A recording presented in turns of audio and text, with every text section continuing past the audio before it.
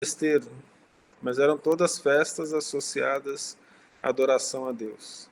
Ora, em Jerusalém há, próximo à Porta das Ovelhas, um tanque chamado em hebraico Betesda, ou Betesda, o qual tem 5 alpendres. Alpendre é aqueles alpendres das casas antigas mesmo, né? O pessoal gostava de receber visita naquela época. Você botava alpendre, porque se estivesse chovendo, o pessoal ficava esperando ali, né?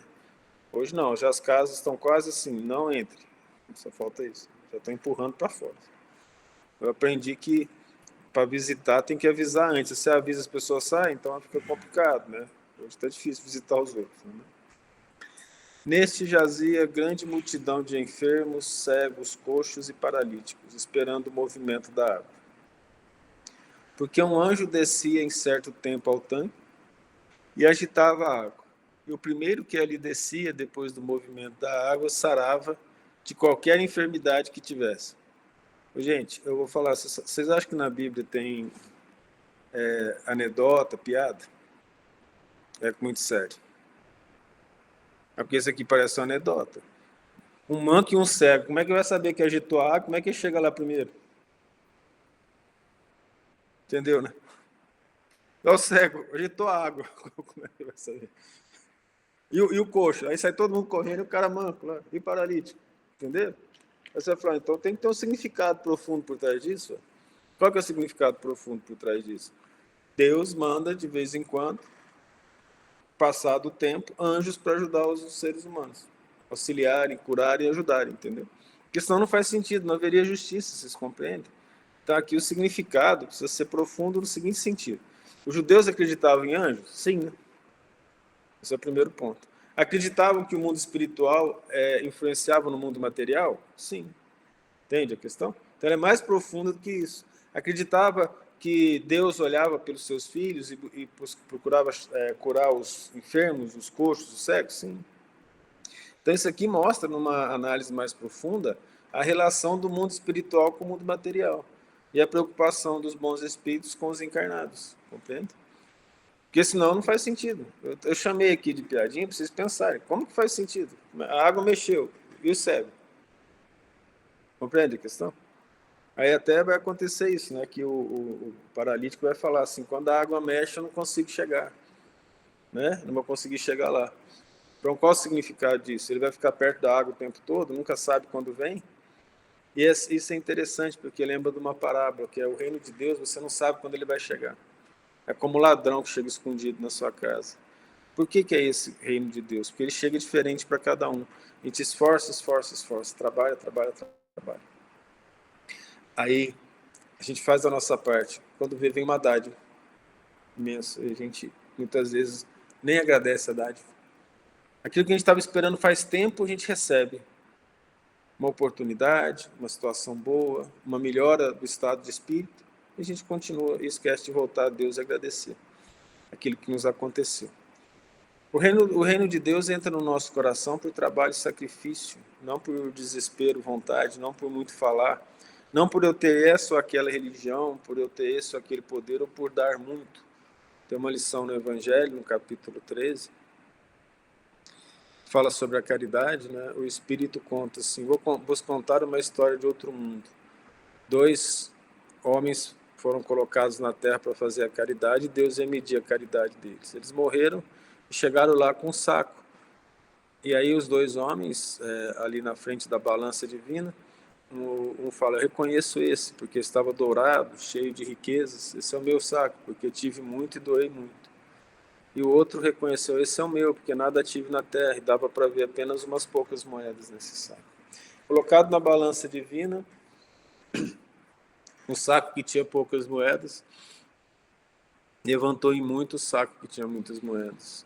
E aí Deus falou assim para ele, em verdade destes muito, mas destes do teu supérfluo, da tua abastança, enquanto o outro deu do seu necessário.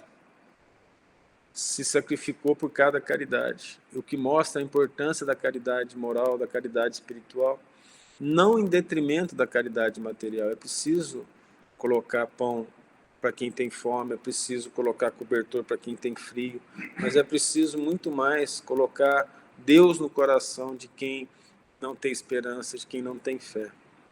E é mais fácil, acreditem, falar de Deus para as pessoas simples, para as pessoas que sofrem. Elas ouvem mais, elas entendem mais. Eu dei aula para muita gente, vários cursos, especialmente teve um curso de enfermagem na Universidade Federal do Tocantins, e lá tinha algumas pessoas, uma senhora mais velha, indígena, porque os indígenas eles têm cotas lá, então acho que tinha alguns indígenas na sala. Eles tinham muita dificuldade de aprender e tinha gente mais velha e gente com muita dificuldade nessa turma. E essa turma, então, começou a ser maltratada, porque era considerada a turma dos burros, pessoas com dificuldade.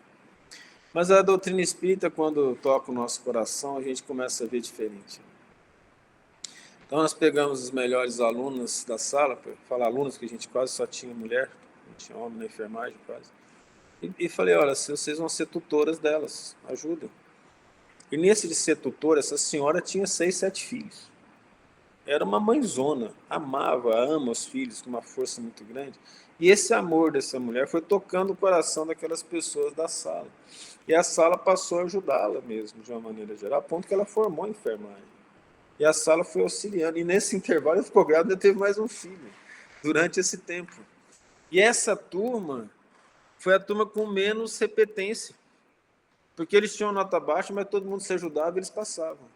E falar de Deus lá era a coisa mais fácil.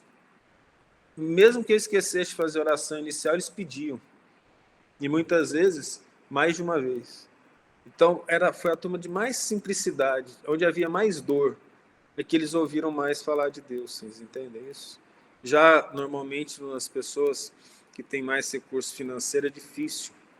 Foi quando eu falei que meu sonho era ser professor do estado de Minas Gerais, que é passar fome pelo resto da vida, e você ainda fica sofrendo mais 5 anos no umbral com a lembrança, eles pagam muito pouco.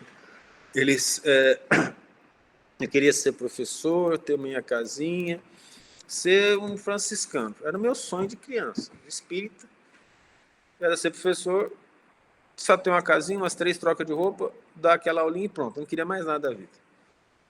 Queria isso. Eu comecei a dar aula no estado, contratado, e muito novo, né? Como eu falei, comecei muito cedo. Era fazer faculdade ainda, então tinha que sobreviver, né? Eu sobrevivia fazendo isso, para poder continuar estudando. E aí, foi bom, fiquei muito feliz, só que quando chegou no outro ano, eu era substituto, não tinha como nem prestar concurso, não tinha vaga para mim. Não tinha vaga, eu fui obrigado a fazer um teste numa escola particular. Eu fiz o teste na escola particular, passei, comecei a dar aula na escola particular e foi muito bom, porque um dia da semana eu ganhava 3 vezes mais do que eu ganhava dando aula toda noite no estado. Tamanha diferença. É muito grande. Mas aí a vida foi. Em determinado momento eu encontro uma professora, me dá um abraço, fala, nossa, que bom, que você está bem e tal. Aquela senhora, já quase aposentando, trabalhando a vida toda como professora, numa alegria pela minha felicidade. Abracei, conversamos, segui, e veio na cabeça. Falei, mas a minha intenção era outra, né? Sem querer eu perdi todo meu sonho de pobreza, foi embora. E aquilo me doeu um pouco, sabe? Aí um amigo espiritual falou assim, seu trabalho continua, é muito mais difícil trazer Deus para quem tem a mesa farta do que para as pessoas simples. Aqui eles precisam mais de Deus do que onde você estava. E é verdade. E profundamente verdade. Muito difícil você convencer as pessoas que têm a mesa farta, que nada falta, de que Deus é importante, se elas não tiverem o coração aberto. Elas não aceitam. E se elas aceitam até um certo ponto, na qual elas não querem passar. Elas não querem sacrifício. O conforto, veja a importância quando Jesus fala das riquezas. Ele não fala que o rico é ruim, ele fala que o amor às riquezas é que trava o coração. Paulo fala isso lá nas cartas que ele escreve, agora não me lembro qual, que ele fala assim, inclusive, lembra de fulano, que pelo amor às riquezas deixou o caminho de Deus. Eu também não lembro o nome. Mas assim, a questão é o amor, o apego, porque se você tem e espalha em nome de Deus, você faz a vontade de Deus. Mas se aquilo entrava a sua marcha espiritual, aí passa a ser problemático, sabe? Então veja que essa questão de ter Deus no coração, do entendimento, ela é grande. E para quem tem vontade de aprender, ela é imensa. É como Cristo falou, é aquela sementinha, o reino de Deus, você coloca no coração, ele cresce, né? Ele fermenta, leveda toda a massa. Mas para alguns a semente fica, ela não eclode, ela não sai daquilo, ela está na terra, mas ela não germina. Ela não germina porque o egoísmo não deixa, a inveja não deixa, né? A prepotência não deixa. Essas pessoas acreditam que a maneira delas de ver o mundo é melhor que as das demais. E elas acham que o pouco que ela dá para Deus de tempo é suficiente para que Deus as considere em grande conta. Porque ele já acha que o fato de ter coisas materiais na terra já é suficiente para dizer que Deus o ama porque deu a ele mais do que os outros. Vocês compreendem essa questão? E aí isso entrava a marcha mesmo. Nós chegamos a ver pessoas lutar contra o trabalho de Jesus fortemente por interesses pessoais, por interesses egoístas. E aí, Deus nunca desampara ninguém. A questão é, o que vale mais? A vida que Deus nos deu, o mundo espiritual que nós sabemos existir e que nos cobra responsabilidade aqui na Terra pelo que nós fazemos? Ou alguns anos de riqueza, porque a doutrina espírita, ela larga tanto horizonte que ela diz assim para a gente, você pode ser rico nessa vida, mas na próxima encarnação você pode vir numa situação mais difícil. A riqueza não é eterna. Silvio Santos, que era judeu, falou isso, né? Nós não levamos nada daqui, nós vamos deixar, nós só administramos aquilo que Deus nos dá. E ele entendeu isso claramente, por experiência, um espírito nobre. Nós, pelo contrário, nós temos os exemplos dos espíritos nos falando através das leituras, mostrando a situação real da vida espiritual. Então, aqui nesse momento, para quem tem olhos de ver, nós podemos entender que os judeus acreditavam em anjos e que o mundo espiritual agia sobre o mundo material. Conceito de doutrina espírita no Evangelho segundo o Espiritismo, Kardec escreveu. É a nova doutrina que vem por meios irrecusáveis provar a existência do mundo espiritual e a sua relação com o nosso, ou a nossa relação com eles. Que é o que está sendo falado aqui. Claramente. Porque a pessoa, mesmo independente da crença dela, ela tinha que parar e pensar, né?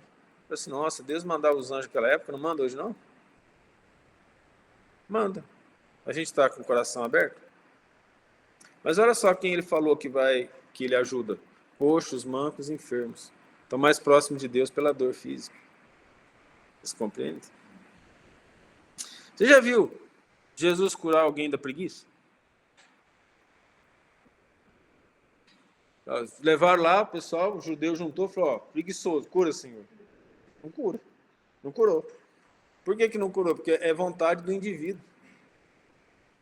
Agora, nós já vimos Jesus, não curar da riqueza, mas curar do apego, que foi Zaqueu, que esperou Jesus em cima da árvore, lembra?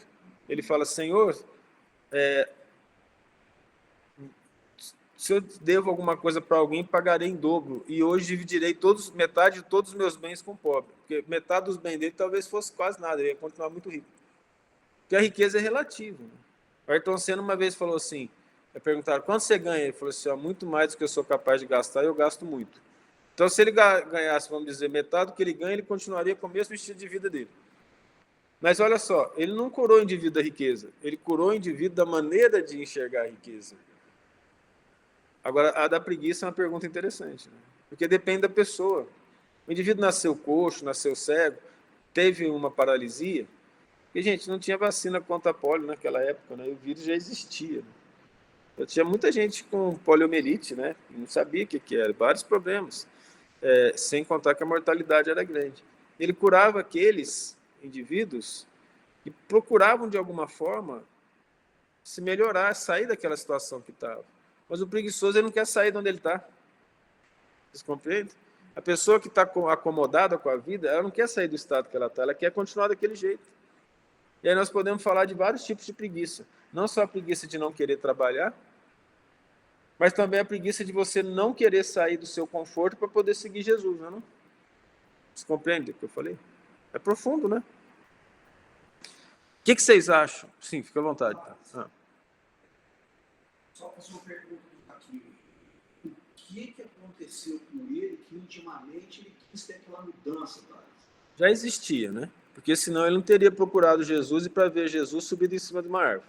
Então ele já estava naquele caminho que ele teria que ter aquela mudança, tá? Assim? Sim, com certeza. Aí quando ele percebeu Jesus, sentiu Jesus, ele achou que aquilo era o melhor a fazer. Ao que parece, ele reuniu com a família. Ele reuniu com a família e falou, vamos seguir o Cristo? Então vamos fazer isso? Aí chegou para o Cristo e anunciou. E Jesus falou, em verdade eu vos digo que hoje o reino de Deus entrou nessa casa. Quando ele fala nessa casa, ele está falando para um grupo, não está falando para Zaqueu. Para o grupo que aceitou aquilo. Esposos, filhos. Né? E os servos eram tratados com amor por Zaqueu. Vou contar uma história para vocês. O que vocês me dizem de uma casa em que uma pessoa idosa trabalha, mais de 70 anos, para sustentar duas pessoas que estão entre 20 e 30 anos de idade?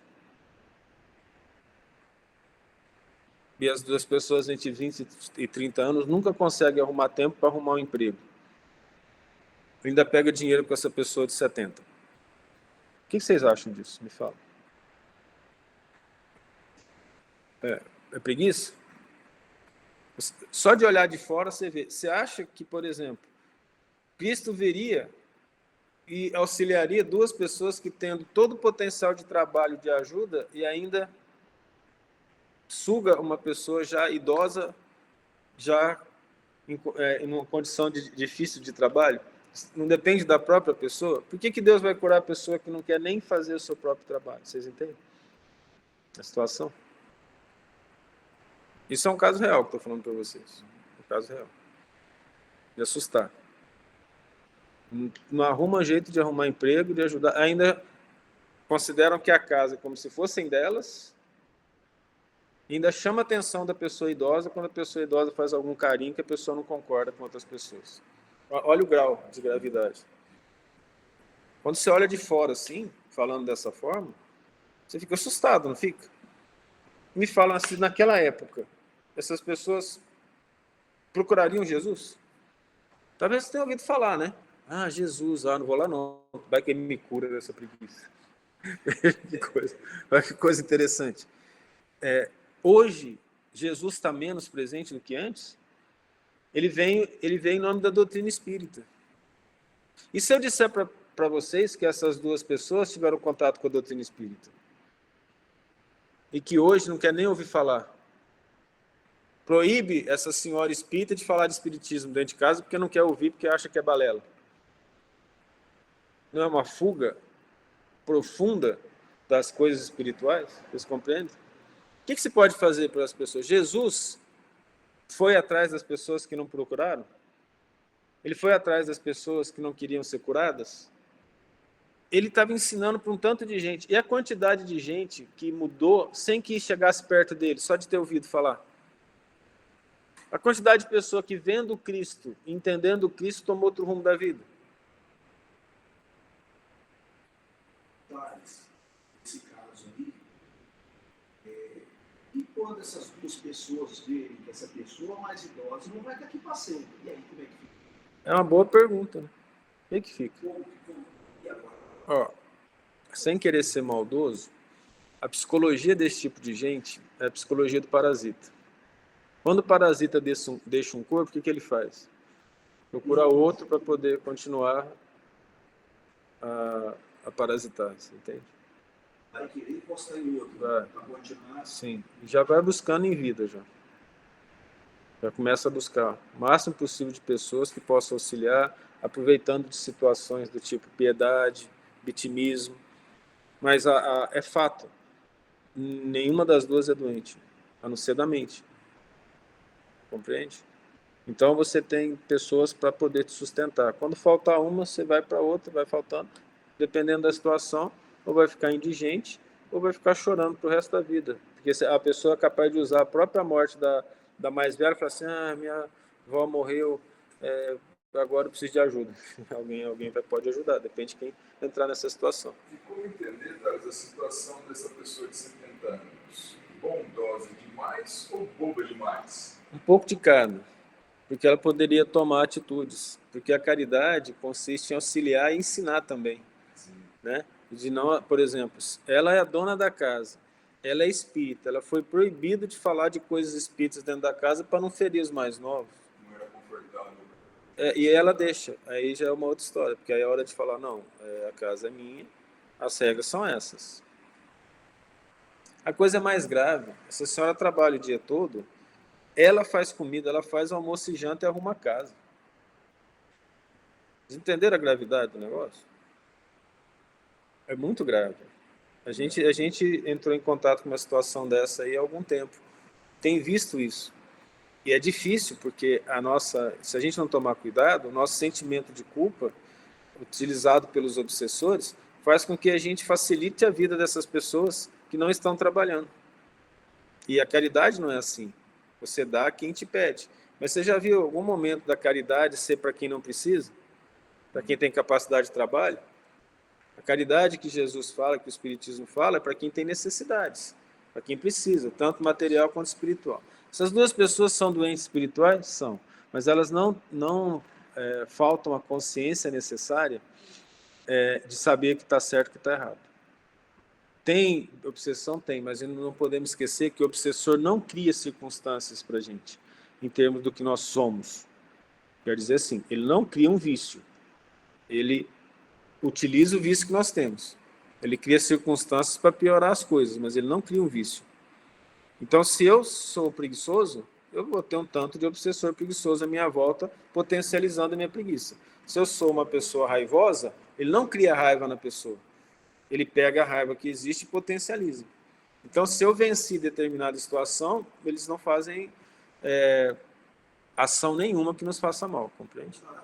De novo, nesse caso aí, como a gente sempre sabe que a espiritualidade trabalha de todas as maneiras, e nesse caso aí, do lado do bem, não quis que, vamos supor, de alguma maneira chegasse ajuda, vamos tentar recuperar eles, mostrar um caminho. Não houve isso, Thales? Houve tanto material quanto espiritual. Não consegui tudo assim. Não Quer adianta. dizer que eles não queriam, então, Não queriam. essa ajuda. Não. Quer dizer que eles têm o direito deles também de ter o livre-arbítrio deles de não querer. Sim. Tem. A ajuda veio fortemente do lado espiritual e material. É interessantemente que essas pessoas, de vez em quando, procuram o centro espírita para tomar passe. Mas não aceita falar de doutrina espírita, não aceita falar de oração, não aceita ser convidado para oração. Uma dessas pessoas ficou brava, uma parente, porque a parente falou que ia orar para ela, falou, eu não pedi. Se eu não pedir, eu não quero que ore para mim. Olha que ponto que você chega. Que eu não acredito. Entende a gravidade? Claro que tem obsessão. Muito forte. Falar para você muito forte que não querem que eles... Mas foi dado a essas pessoas vários momentos em que o obsessor foi separado para que elas tomassem a rédea da vida delas. Mais de um momento aconteceu isso. Aí elas optaram por retornar. Mas aí, vocês compreenderam o que eu falei, que essa questão de cura, como é que é? A cura, ela não vai acontecer, para quem não quer ser curado. Eu vou dar um outro exemplo. Eu estava em Belo Horizonte, eu passava para ir para a escola, e tinha um senhor com uma erisipela, com uma ferida imensa na perna. E aquilo me doía, eu não tinha condição nem de ajudar. Eu falei, nossa, tem que ajudar essa pessoa. Eu conversei com uma professora minha, de biologia. Eu falei, tem um assim, a gente não pode fazer nada? Ela falou, não, nós já fizemos. Eu falei, como? Nós juntamos, ficamos com dó dele, fomos lá, fomos em 3. Falei, nós conseguimos lugar para você no hospital, conseguimos que você fosse tratado e não tem cura, mas a sua ferida vai ser tratada. Ele falou, não mexam comigo e saiam daqui, bravo, porque isso aqui é que sustenta a minha família. Foi bem claramente, isso aqui é que sustenta a minha família. Se você me curar, eu não vou ter como sustentar e eu vou ter que trabalhar. E essa sinceridade me assustou na época, a professora contando isso. Entende? Não quer outra coisa, acha que aquilo é suficiente. E a pessoa pode até ter uma intenção que parece boa. Nossa, eu não vou ter cura, isso vai voltar sempre, eu não vou ter condição de trabalho. Mas ela não sabe o que Deus prepara, você entende? Mas o importante é ser honesto, você compreende? Claro que só Deus vai saber o julgamento perfeito entre o que é sincero e o que não é de cada pessoa, da dificuldade de cada pessoa. Então, quando a gente expõe a situação aqui, existem nuances de agravantes e atenuantes. Mas, no geral, o que você pensa de duas pessoas com capacidade de trabalho, deixando com que as pessoas mais velhas com dificuldade a sustentem, sem procurar um trabalho que seja? Muitas vezes é porque a pessoa não aceita um salário pequeno, ela quer já entrar no mercado ganhando muito, já tendo uma vida fácil, mais tranquilo. A gente não sabe o que está por trás. Mas o que a gente deu de exemplo foi para lembrar disso. A questão é, a cura vem tanto material quanto espiritual. E nós necessitamos ser curados. Só que a cura, quando eu trabalho pela minha saúde espiritual, eu trabalho dentro de mim, mudando as minhas concepções errôneas, e eu vou me curando. Quando Jesus curou muitos, é porque ele já merecia ser curado, só que a matéria, ela gera um determinado molde, ela estanca determinadas características. Digamos que fosse no mundo espiritual, e o indivíduo fosse aleijado, e ele passa por provações.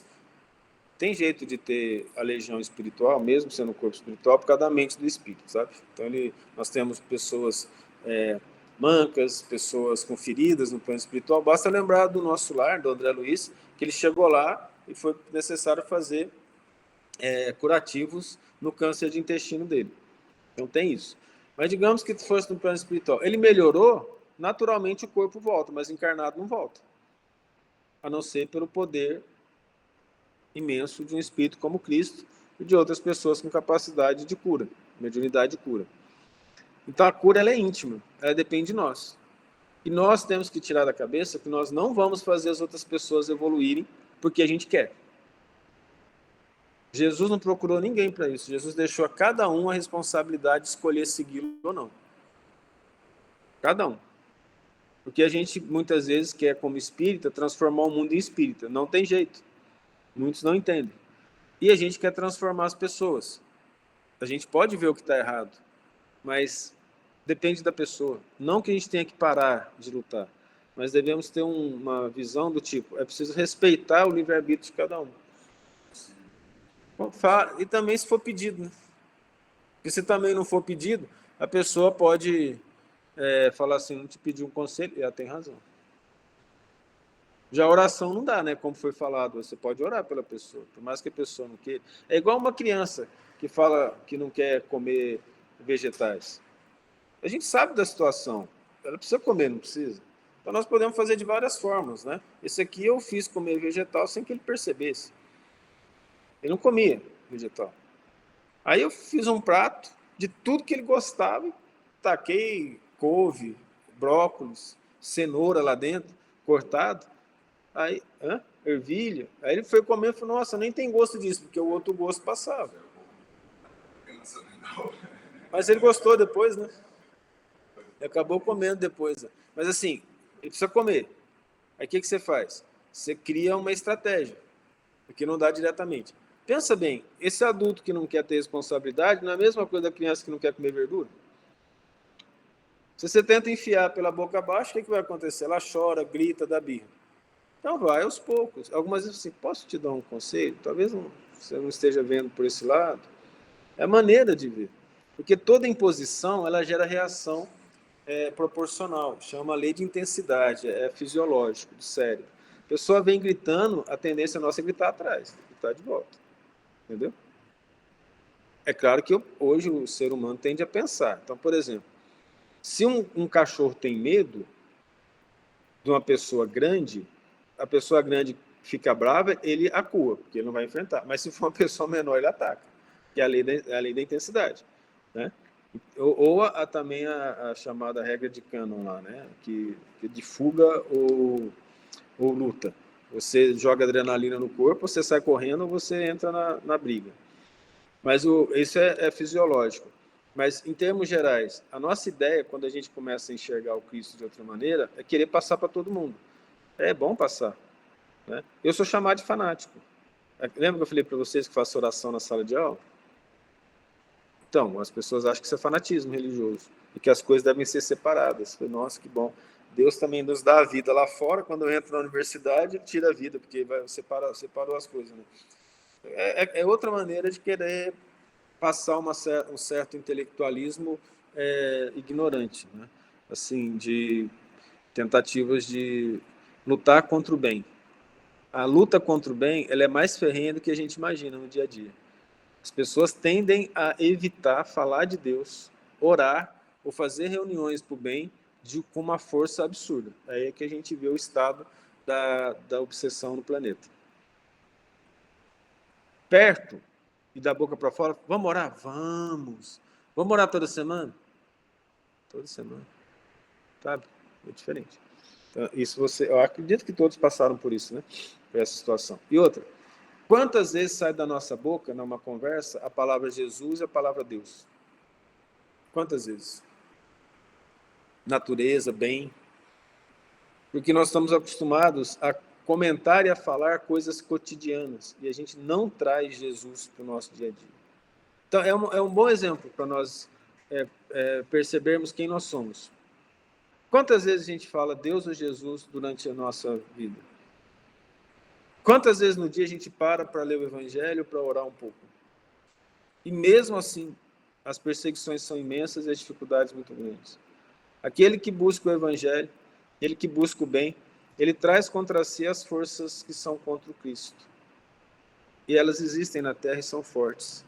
Então é preciso começar aqui de dentro, com calma, com paciência. Amanhã a gente não vai ser anjo. Eu até brinco, eu até gostaria, mas não dá. É trabalho de hoje, trabalho de amanhã, dificuldade de amanhã, venceu amanhã.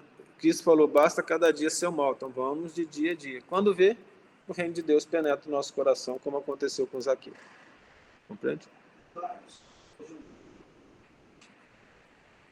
Quer dizer que, na parte de Cristo, de Deus, é importante que o outro lado exista também, vamos supor, você falou, vamos prejudicar, vamos cutucar, eles são importantes também? Eles são, porque eles fazem o trabalho de Deus sem perceber. Porque é necessário que o homem eduque o homem. Não faz sentido para nós ainda, com um coração tão duro, que Deus mande os seus anjos de amor para poder cuidar de nós. Então, os nossos babás são mais ou menos do nosso mesmo nível. A dor ensina para a dor. O indivíduo muito maldoso, ele faz maldade até que alguém mais maldoso que ele, mais forte que ele, venha para a vida dele, ele vai ter que se submeter. Ele começa a sentir o que ele fez os outros passarem. Ele começa a aprender assim. Aí o coração, tanto mais aberto para o bem, aprende mais rápido ou não. Aí depende da boa vontade de cada um. Depende do íntimo de cada um, do desejo de cada um de seguir o bem, de aceitar a humilhação, de aceitar as situações que vive. E estou falando especificamente nesse caso. Você tem certos obsessores que estão ali para você crescer. Mas, por outro lado, o que esse obsessor também está fazendo? Não estaria errado? Ele está errado. É apenas que se ele não fizesse, sempre tem meios, acredite. Ia ter outros meios Eu vou te dar de fazer o crescimento. Sim, vou te dar um exemplo. Eu posso ter uma vida normal, trabalhar, e ter um obsessor muito forte que me deixa numa situação difícil quase o tempo todo. Se eu não tivesse esse obsessor, eu viria com um problema mental, geraria um sistema parecido. Eu teria as mesmas dificuldades, eu sofreria do mesmo jeito. Teria fragilidade. Então, tem como, a criatividade de Deus é imensa. É que, aproveitando o obsessor, gera situações para ele que o arrependimento dele vai fazê-lo trabalhar para nós depois. Todos os nossos obsessores, todos, sem exceção, vão trabalhar para o nosso crescimento ou para alguém que a gente ama, quando eles se arrependerem. Assim é a lei. Assim como nós hoje estamos trabalhando pelas pessoas, porque nós também fomos obsessores. É o que acontece, eu não vou tentar complicar, porque uma obsessão, desobsessão, que ele também está ali perto, ele é chamado ali, ele também se arrepende. Foi uma maneira de ter ajudado ele de uma maneira também? Sim. Ou não? Assim? Sim, porque a gente não é... Não existe vítima inocente no planeta Terra e nem no universo. É que a gente aprontou também. Só que no caso da nossa situação, a gente já está em condições de pagar. Ele ainda não. Aí quando ele arrepende, muitas vezes ele vem para nos auxiliar na casa. Vários dos obsessores que eu tive, ainda tem vários, eles hoje são amigos e trabalham conosco nesses estudos. Eles auxiliam nesses estudos. Eu devia para eles e ainda devo, mas o fato deles terem obsediado, a gente já começa a pagar a dívida aceitando a obsessão e lutando contra a obsessão. Aí, quando eles retornam, quando eles se arrependem, eles pedem para vir trabalhar conosco. Pois é. É uma bênção tudo. É que a gente não enxerga além do presente. A gente não enxerga de cima, né? Deus faz tudo de forma perfeita. Aí você fala, tira a obsessão da terra. E a pessoa precisa passar por isso. Ela vem com doença mental. Entende? Essa resposta é super interessante. Não, é porque eu vi mesmo acontecer. Foi coisas que eu percebi acontecer. Até o mal, então, é para o nosso bem. Não existe o mal, existem os ignorantes que, praticando o que se chama de mal, eles fazem a vontade de Deus e não percebem. Porque o Cristo falou, é necessário que venha o escândalo, mas ai daquele por quem o escândalo vem. Então, se ele está ali à disposição, a gente paga. Não é que Deus faz, não, eles fazem de forma natural. E aquilo nos favorece, porque são as provas da vida. Por exemplo, eu venho sem um braço, eu estou pagando, eu não preciso ser obsediado. Ou eu posso vir aqui na Terra, ser obsediado, e o obsessor me faz colocar a mão, por exemplo, numa máquina, e eu perco o meu braço, vai ser muito mais sofrimento. Então depende, acreditem, nós não podemos limitar a criatividade do Criador e nem duvidar da sua bondade soberana. Então não existe mal. Tudo que nos acontece é o melhor. É como nós nos colocamos frente à realidade, é que nós somos mais ou menos felizes. Compreende? Os cristãos que entenderam a vontade de Deus entravam para ser mortos cantando. Alguns. Outros estavam desesperados. Já tinha feito os dejetos tudo lá antes, assim, caminhando para o leão. Porque depende. Ué. O indivíduo vai lá e fala, Senhor, obrigado por me testar e deixar que o meu sacrifício possa ajudar alguém. E entra aquele revoltado dizendo, Deus não me ama, Deus é injusto. Vai do íntimo de cada um. Eu posso passar pelas mesmas coisas que todos passam. A questão é como eu passo.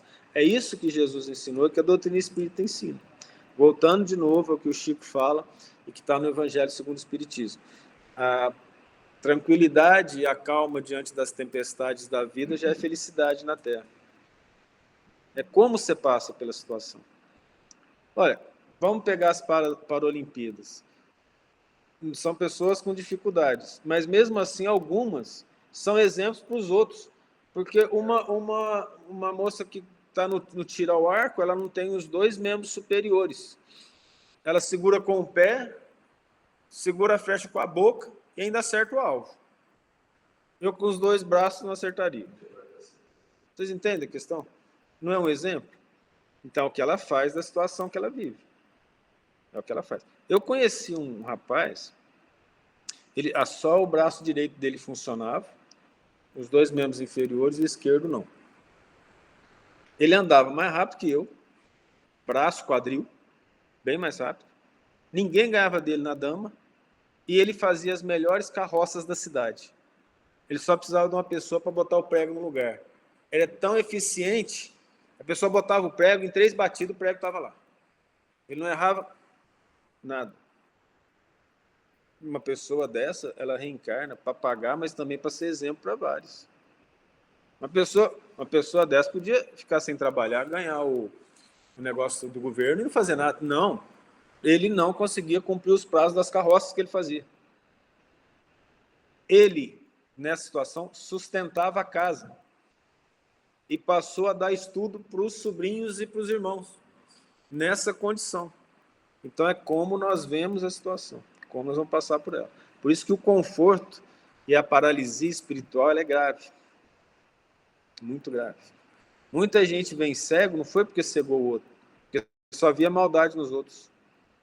Você compreende? Muita gente vem surda, não é porque tornou o outro surdo, é porque só em tudo que ouvia colocava maldade. Muita gente vem mudo, não foi porque cortou a língua do outro, é porque só falava maldade, pediu para Deus para que viesse mudo.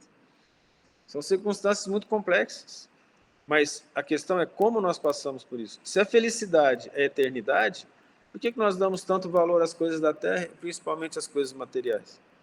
Você compreende? Olha as verdades que tem aqui, que a gente tem lido, que a gente tem buscado, a gente tem dissecado. Vocês não têm visto um Jesus extremamente preocupado em melhorar o íntimo das pessoas e em momento algum ele ficou isento, porque a ideia que se tem de Jesus é que ele não fez nada e se deixou imolar por humildade. Aí as pessoas acham que os humildes, e eu tenho falado sobre isso, são aqueles que deixam o mal acontecer. Jesus não deixou. Nós vimos na casa dos fariseus poderosos ele falando abertamente. Foi. Se nós teríamos coragem de entrar na casa de uma pessoa muito rica e falar assim, oh, vocês são todos orgulhosos, vaidosos, é complicado. Vocês entendem? Então, as pessoas não enxergam, ficam cegas, porque elas querem ver o que é melhor para elas no sentido do comodismo. Sair do comodismo é muito difícil. E elas brigam por esse comodismo, elas lutam por esse comodismo. Elas ficam nervosas, ficam tensas, elas encrencam a vida dos outros, atrapalham a vida dos outros, elas são invejosas, elas não querem sair daquilo e querem acreditar que são muito especiais para Deus. Que o lugar delas no céu já está garantido. É uma ilusão muito forte, que as leituras espíritas nos mostram o sofrimento das pessoas que agem desse jeito. Nós podemos nos sentir, o coração pode doer, mas nós não podemos fazer a não ser orar por aquelas pessoas que querem, que não querem crescer espiritualmente e dar o nosso exemplo. Continuar em silêncio, trabalhando, pedir o nosso conselho, a gente dá. Mas transformar, muito difícil. A nossa hora chegou para poder entender o Cristo, não significa que chegou a hora dos outros. E falando disso, olha o que vai acontecer ali. Estava ali um certo homem, que havia 38 anos se achava enfermo. E Jesus, vendo este deitado e sabendo que estava nesse estado havia muito tempo, disse-lhe, queres ficar são? Ele podia falar não, né? Concorda? Não, eu ganho esmola. É o caso da ferida. O enfermo respondeu-lhe, Senhor, não tenho homem algum que quando a água é agitada, me ponha no tanque. Mas enquanto eu vou, desce outro diante de mim. Isso que eu falei, parece piada, né? Então veja que isso aqui não é uma coisa absoluta. Isso seria uma brincadeira, né? Nossa, a água agita e vem os mancos, e quem é paraplégico, tetraplégico, como é que faz? Jesus disse, levanta-te, toma a tua cama e anda. E logo aquele homem ficou são e tomou sua cama e partiu, e aquele dia era sábado. Parece que ele fazia questão de criar no sábado, né? De curar no sábado. E aí veja que situação. Ele quis. Para ele chegou a salvação. Jesus nos ajuda, e os espíritos também. Porque muitas vezes a gente não sabe. A gente não sabe que a gente está pronto para uma coisa. Aí vem alguém e fala, você quer seguir tal caminho? É uma oportunidade de trabalho, oportunidade de ajudar o próximo, é uma mudança de vida, é uma opção de vida, é mudar a maneira de encarar as coisas. Eu posso trabalhar, vocês querem ver? Todo mundo aqui tem sua profissão, né? Tem, né? O único meio vagal sou eu, que sou funcionário público. Mas olha só, brincadeira, eu trabalho muito, só estou fazendo uma piadinha. Deve ter sido uma piadinha não muito boa. Mas tá bom, vamos deixar. Até porque meu filho também é funcionário. Peguei dois aqui sem querer. Aí alguém vai falar, família de preguiçoso. Não, a gente trabalha muito. Meu filho dá 40 aulas por semana. E eu vivia na universidade até 2, 3 da manhã. Mas olha só, tem uma coisa para a gente pensar. Nos trabalhos de vocês, tinha quem estava feliz trabalhando, alegre, grato, e tinha quem não aguentava aí, reclamava o tempo todo, sempre querendo ganhar mais, sem fazer o trabalho dele. É a mesma situação diante da espiritualidade. Deus nos manda bênçãos constantes. E eu posso fazer meu trabalho de várias formas. Eu posso achar ruim ou achar bom. Teve um professor do Objetivo, do Coque de Ribeirão, ele estava ganhando vários anos como melhor professor da escola por votação dos alunos. Né? Aí os colegas perguntaram para ele na sala dos professores. Eu não estava lá, não conheço, nunca trabalhei no Coque, mas me contaram isso. E eu acredito ser verdade. Falou assim, o que você faz assim? Você está ganhando há tanto tempo, né, como melhor professor, o que você está fazendo? Ele falou assim, eu entro aqui e vejo vocês falando mal dos alunos, falando que eles são ruins, falando que é difícil dar aula, eu pego isso e inverto tudo. Para mim são os melhores alunos do mundo, eu tenho a melhor oportunidade do mundo e eu tenho a melhor perspectiva para fazê-los aprender. Só isso. Fazer a mesma coisa com os outros, só que via de outra forma. Aí ele falou, isso me motiva a entrar e dar a melhor aula que eu puder. É a questão do que nós vamos fazer do que nós temos na nossa vida. Eu posso ser o melhor funcionário. Teve uma conversa que eu tive com um funcionário esse tempo atrás. Ele falou, o que está te incomodando? Ele falou assim, eu queria ganhar mais, eu acabei de ter um filho. Eu falei, olha, você é bom no que você faz? Eu sou. Você acha que você faz bem? Acho. Isso é um motivo para você pedir aumento. E outra, meu filho, mesmo que eu fosse ruim, tendo um filho, eu ia pedir aumento, porque eu ia tocar o coração do patrão. Falei isso para ele. Você tem um filho a mais, vai gastar mais. E você está trabalhando. Ele foi e conseguiu aumento. Entende a questão? Ele mesmo, ele não sabia que ele podia falar isso, ele estava com medo. Ele, não, confio em você. Ó. E outra, você pode receber um não. Quando você não for lá, você já tem um não. Ele foi e conseguiu aumento. Entende a questão? Em termos espirituais, muitas vezes eu não sei o estado que eu estou e aparece uma oportunidade de trabalho na doutrina espírita, um estudo para fazer, uma tarefa para realizar. É um momento que está assim, ó, Deus falou, olha, chegou um momento que você já tem condições de realizar essa tarefa. Quer fazer? Aí você decide se você quer ficar no seu comodismo ou se você quer fazer a tarefa. Gente, tudo chega para a gente. Esse indivíduo. Veja que toda a nossa conversa hoje, ela acabou chegando nesse ponto aqui. A pessoa está querendo ou não melhorar. Querendo ou não dar um passo para frente. Querendo ou não ser curada. Vocês entendem? Porque você quer ser curado? Ele não respondeu sim. Ele falou, Senhor, eu tento o tempo todo. Ele não somente falou, como ele falou assim, olha, estou tentando ser curado há 38 anos. E aí, então tá, fica são. E aquele dia era sábado. Ou seja, Jesus se preocupava com o que os outros pensavam dele.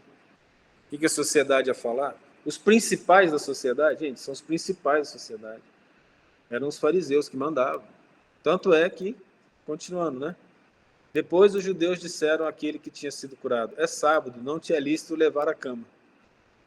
Você sabe por que isso, né? Moisés falou, quando você tiver uma cura, pega as suas coisas, leva até o sinédrio, os sacerdotes, e mostra que você foi curado, e mostra a cama que você estava deitado. E ele respondeu-lhes, aquele que me curou disse, toma a tua cama e anda. Eu obedeceria a ele. Ele me curou? É. Perguntaram-lhe, pois, quem é o homem que te disse, toma a tua cama e anda? E o que fora curado não sabia quem era, porque Jesus se havia retirado, porquanto naquele lugar havia grande multidão. Foi a caridade... para Jesus sair não era multidão boa, né? Um bom raciocínio. E também nós devemos entender que Jesus sempre ensinou a fazer a caridade sem ostentação. Depois Jesus encontrou no templo e disse-lhe, eis que já estás são, não peques mais, para que não te suceda alguma coisa pior. Ou seja, você veio manco, veio coxo, veio paralítico, porque você pecou. Olha só, olha a profundidade disso. Isso não é provar que existe reencarnação? Porque se você nasceu coxo e falou, você veio porque você pecou, não foi nessa vida. Não deu tempo. Então, cuidado. Se você continuar, você está tendo a chance de terminar o seu pagamento fazendo bem. Se você não fizer, tem uma outra vida. Não se preocupe. Compreende a questão? Então, para um bom entendedor, com o coração aberto, ele acabou de falar, existe reencarnação. Mas a questão é como que nós vamos enxergar isso. Para quem não quer, gente, não adianta. Não vai. Porque quem não quer acreditar, não tem o que fazer. A uma hora vai chegar para a pessoa.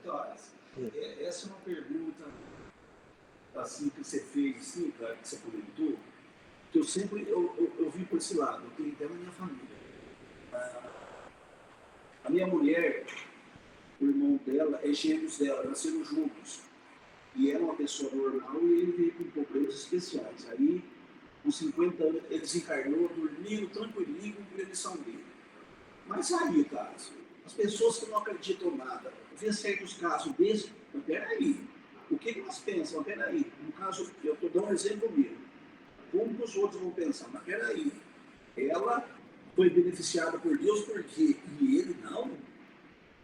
Mas não pinta uma resposta, tem alguma coisa de errado aí, cara? Ou chega naquilo que você falou, olha, eu não quero pensar nada, isso aí foi um acaso, e aí? O exemplo está aí. Eles não enxergam, eles não querem acreditar. Vou te dar um exemplo. Estava conversando com algumas pessoas, né? A pessoa me perguntou algo bastante polêmico. E eu respondi de acordo com a ciência. E expliquei, a ciência não consegue explicar essa situação até o momento. Ele falou, nossa, mas como é que pode, né? Eu falei, ó, tem explicação espiritual, mas eu vou respeitar a sua crença. Ele não quis saber da explicação espiritual. A pessoa não quer, ele prefere ficar com a dúvida. Que aquilo, de alguma forma, mexe com a pessoa, ela tem que mudar o comportamento dela. O grande problema é mudar o comportamento. Vocês entendem? Tipo assim, ela não quer sair do estado que ela está feliz daquele jeito. Aquilo para ela tá bom. Eu vejo muitas pessoas que acreditam fazer muito bem e elas se acham quites com Deus, mas elas não têm noção da responsabilidade. Elas não se privam de nada, de nada, de nada. Pelo contrário, elas até trabalham para terem mais conforto, esquecendo que tudo que vem para nós vem de Deus. Não tenha dúvida. O que a gente ganha, o que a gente não ganha. É impressionante. Porque aí seria muito fácil aumentar o escolho. Aí eu penso assim, puxa vida, nossa, como é que Deus foi bonzinho comigo, eu estou perfeitinho aqui, eu posso trabalhar, eu faço de tudo. Olha o outro lá, olha que situação que está lá. Ele já não entendeu nenhuma sorte que eu, mas ele não quer entender, mas por que houve aquilo lá, né? E aí é o que você falou, né? Ele Não quer ver, né? A desigualdade social. É porque nem todo mundo tem condições, exceto aqueles que precisam vir de fato, tem condições de pensar em Deus e de passar por situações de dificuldade financeira. É complicado. Hoje tem muito menos. Eu falo que na minha época de criança, comer carne era uma dificuldade. A gente contava a riqueza da pessoa, quantas vezes ela comia carne na semana. Né? Hoje a coisa está diferente. Por mais que ainda exista grande desigualdade, a gente percebe que é interessante. Há uns 10 anos atrás, a gente via sempre notícia de desemprego, lembra? Agora está faltando gente para trabalhar, porque as pessoas não querem trabalhar. E aí nós temos faltando gente para trabalhar de vários modos. Os que não querem e quer trabalhar pouco para receber menos, levando uma vida tranquila, não quer preocupação. Nós temos aqueles que acham que é sempre pouco e nunca mais, e ele não está disposto a entrar no emprego ganhando X para ir aumentando o X com o passar do tempo, mostrando competência, já quer ganhar uma quantidade imensa. Né? E eu fiz engenharia e fui fazer meu estágio numa obra, e lá eu aprendi uma coisa muito interessante. Né? Conversando com um rapaz, ele era servente pedreiro, eu falei, ah, seu sonho é ser pedreiro? Não. Eu falei, como não? O pedreiro ganha aí 1.500 a 2.000 a mais que você ganha. Eu falei, não, prefiro ganhar isso aqui. Você está doido? Responsabilidade de pedreiro? Falou com uma certeza, não queria sair daquilo. Claramente, ele falou, você servente de pedreiro o resto da vida. Eu falei, mas você não quer melhorar de vida? Não, a gente vai levando. Tem as ajudas, né? Do governo, tem isso, tem... Porque se você somar, uma quantidade que ele ganha, isso não é crítica, tá? Só estou dando fatos que ele me disse. Com o que eu ganho, eu consigo minha casa, minha vida, eu consigo ajuda para meu filho na escola, eu consigo gás, eu consigo uma ajuda financeira, minha esposa não trabalha, ela ganha do governo. Então, somando tudo, dava mais do que ele, se ele fosse pedreiro, que ia chegar num patamar em que ele não receberia nada disso. Então, é uma maneira de ver. Ele quis ficar daquela forma. Podemos também ver da forma espiritual. Não, o jeito que está aqui está bom. Só que o Emmanuel fala claramente, aquele que conhece as leis de Deus e não as pratica, e não se esforça para evoluir, ele paga pela inércia. Porque a gente não precisa não fazer o mal para ser bom, é preciso fazer o bem constantemente, porque não fazer o bem já é mal. E isso nos é cobrado profundamente. Então, se você tem oportunidade de crescer e auxiliar as outras pessoas e opta conscientemente por isso, o resgate é muito difícil. Os espíritos nos mostram através dos livros. Quanto mais entendimento, mais responsabilidade se tem. Quanto mais é dado, mais será cobrado. Cristo deixou isso bem claro. Tudo bem? Então, até mais à noite para alguns, até a semana que vem para outros. Vamos fazer a oração final da Maria.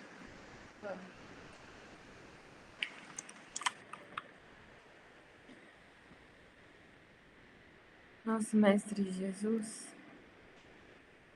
nós te agradecemos pela bênção de mais um dia de estudo, pela oportunidade de, lendo o teu Evangelho, conhecermos mais sobre a tua história, sobre o teu a sua passagem aqui na Terra, sendo o exemplo vivo daquilo que queremos alcançar, sendo o exemplo vivo da caridade bem compreendida, do amor puro bem compreendido. Que nós tenhamos força, coragem para buscarmos em nós o comportamento reto, para trazermos para a nossa realidade o esforço em fazer o bem, em sermos melhores sempre. Que nós não nos esqueçamos de que as lutas são necessárias, de que as corrigendas são necessárias para o nosso espírito ainda muito devedor. Mas que tenhamos fé, confiança de que, te buscando, estamos no caminho certo. Continuemos sempre. Muito obrigada.